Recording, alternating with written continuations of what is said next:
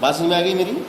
देखो बेटा, very simple, बहुत सरल है। अगर आपको सवाल की भाषा समझ में आ जाएगी ना तो सवाल आप बड़ी आसानी से कर पाएंगे।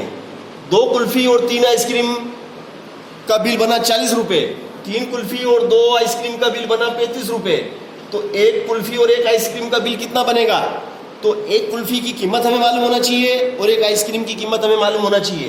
तो माना कि 1 कुल्फी का क्रय मूल्य 1 x रुपये, 1 आइसक्रीम का क्रय मूल्य 1 y रुपये। अब प्रश्न के अनुसार प्रश्न क्या कहता है? देखो, प्रश्न को पढ़ो और समीकरण बनाओ। प्रश्न क्या कहता है कि 2 कुल्फी, 1 कुल्फी कितने की? 1 x की। 1 कुल्फी कितने की? 1 x की। तो 2 कुल्फी कितने की? 2 x की। तो 2 x और 1 आइसक्रीम 1 y की। तो 3 आइसक्रीम कितने की? 3 y की। तो बिल हो गया आपका 40 रुपीज। समीकरण 1। समीकरण 1। और 3 कुल्फी, 3 कुल्फी कितने की? 3 x की। और 2 आइसक्रीम कितने की? 2 y की। Very good, 2 y। तो ये 2 y। तो बिल कितना बना बेटा? ये समीकरण हो गई आपकी 2। समीकरण बनने के बाद में इस प्रकार की समीकरणों को 2 चरों वाला रेखिक युगपत समीकरण कहते हैं। ऐसी समीकरणों को 2 चरों वाली रेखिक युगपत समीकरण कहा जाता है, जिन्हें विलोपन विधि से हल कर सकते हैं। इस प्रकार के समीकरण को हल करने की कितनी विधियां हैं? 5 विधियां। कितनी विधियां तुम्हारे सिलेबस में? 5 विधि। एक तो है विलोपन विधि, दूसरी प्रतिस्थापन विधि, तीसरी विधि का नाम है वज्रगुणन विधि, और चौथी विधि ग्राफ विधि, और 5वीं विधि है वैदिक विधि। इतनी विधि, 5 विधियों से इन सवालों को हल कर सकते हैं। परीक्षा में 2 विधि ज्यादा पूछी जाती है, जिसका नाम है विलोपन और प्रतिस्थापन, है ना। तो जो ज्यादा पूछी जाती है हम उसी पे ज्यादा चर्चा करेंगे, ठीक है ना। तो अब इन समीकरणों को हम विलोपन विधि से कैसे हल करें कि x और y के मान निकल जाए। तो अब हम क्या करेंगे कि हमें एक चर, कोई सा भी एक चर गायब करना है। या तो x को गायब करो या y को गायब करो, आपको जैसा अच्छा लगे। इनमें से कोई सा एक चर आपको गायब करना है। कोई सा भी एक चर गायब करना। बोलो, मैं यहाँ कितना बेटा? 3 है ना। बोलो, कौन सा चर गायब करूं? x गायब करूं कि y गायब करूं? y करूं। चलो ठीक है, y को गायब करना है। तो ये तो 3y और ये 2y। देखना, ये 3y 2y दोनों सेम होंगे तो गायब होंगे। अब ये तो अलग अलग हैं, जैसे 4। अब गायब करना मतलब 0 लाना। तो 4 में से 4 घटेंगे तो 0 आएंगे। ऊपर भी 4 नीचे भी 4 होना चाहिए, है ना। अब इनको एक जैसा बनाना, इनको एक जैसा बनाने के लिए क्या करना पड़ेगा कि इस 2 का गुणा, देखो ध्यान से, y के आगे कितना है? 2। y का गुणांक 2। तो इस 2 का गुणा, इस 2 का गुणा इस पूरे समीकरण में कर दो। इस 2 का गुणा इस पूरे ऊपर वाले समीकरण में कर दो। तो 2 का गुणा इस 2 में करो, 2 का गुणा इस 2 में करेंगे, कितने हो जाएंगे? 4x। फिर इस 2 का गुणा इसमें करो 3 में, कितने हो जाएंगे? 6।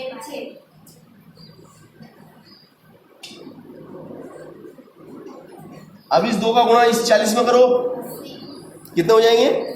40 दूना 80। समीकरण बन गई 3। अब देखो, इस 2 का गुणा आपने इसमें कर दिया, तो यहां कितना आ गए? 6। अब ये तो 6 बन गए, यहां पे ये तो 6 बन गए। अब इसको भी 6 बनाना है। इसको 6 बनाने के लिए इसका गुणा इसमें कर देंगे तो ये 6 होंगे कि नहीं। तो इस 3 का गुणा इस पूरे समीकरण में करो, इस 3 का गुणा इस पूरे नीचे वाले में करो। तो 3 का इसमें करो, कितने होंगे बेटा? इसका इसमें करेंगे तो 3 दूनी, और 3 का 35 में करेंगे तो कितना आएंगे? बताओ, 35 का पाड़ा 3 बार बोलो। 105।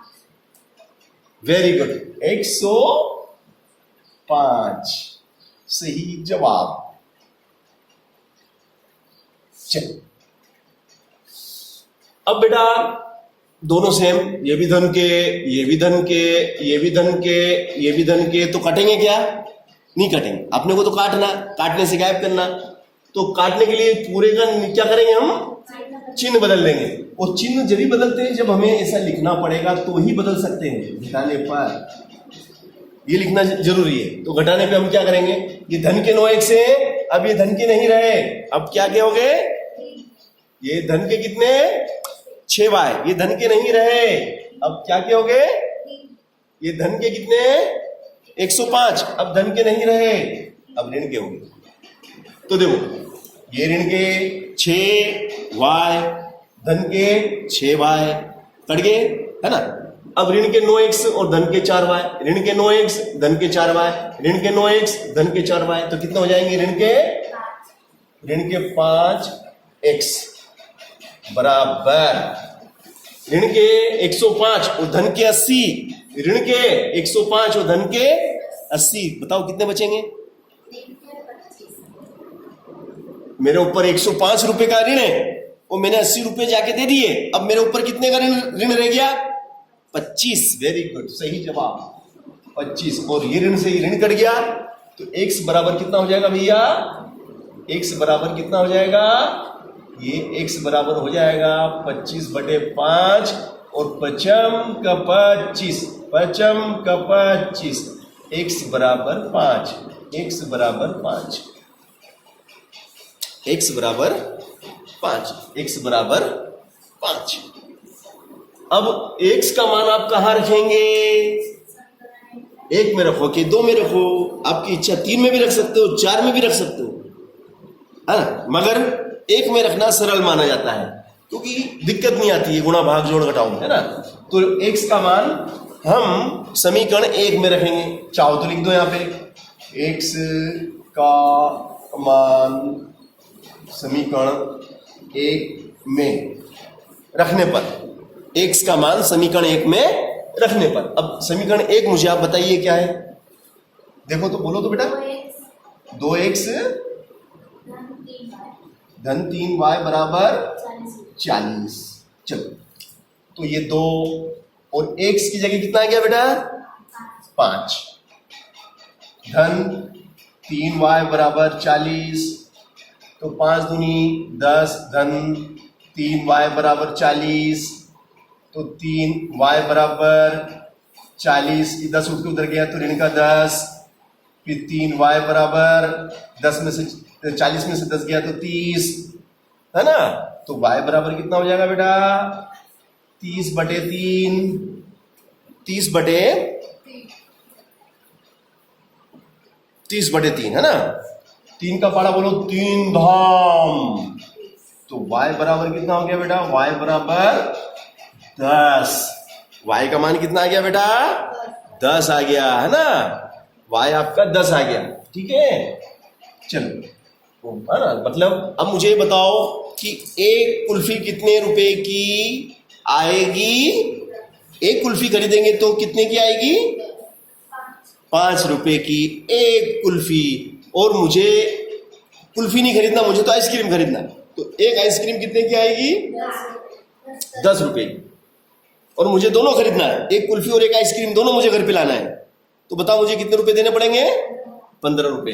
तो आखिरी में क्या लिखा, पढ़ो तो बेटा।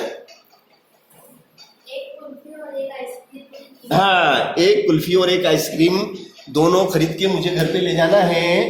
तो एक कुल्फी और एक आइसक्रीम, एक कुल्फी x की, एक आइसक्रीम y की, तो दोनों मिला के कितने रुपए मुझे देने पड़ेंगे? एक कुल्फी का 5 और आइसक्रीम का 10, तो टोटल बिल बनेगा 15 रुपए मुझे भुगतान करना है।